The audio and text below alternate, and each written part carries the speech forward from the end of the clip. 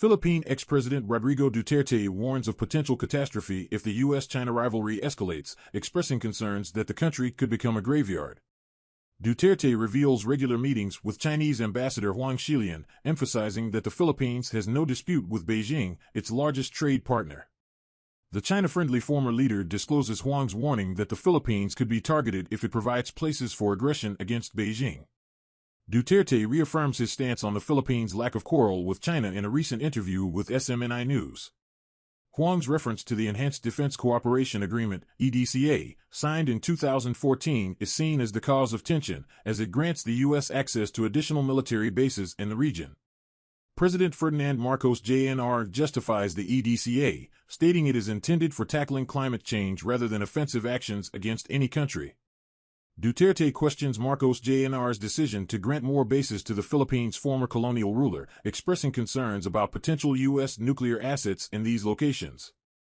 Despite government announcements of 9 EDCA sites, Duterte claims there are 17 such locations without providing further clarity. The former president believes the U.S. would deploy nuclear weapons in the Philippines, leading to catastrophic consequences. Tensions between the Philippines and China have strained over competing claims in the South China Sea, prompting Marcos Jr. to pivot towards the U.S. for support. The Department of Foreign Affairs confirms a strong alliance and good economic relations with the U.S.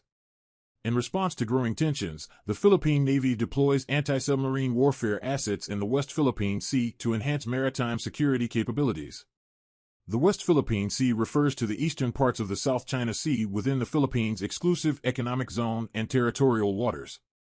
The deployment of anti-submarine warfare assets marks a strategic move by the Philippine Navy to bolster its capability in detecting and countering potential threats from enemy vessels in the region.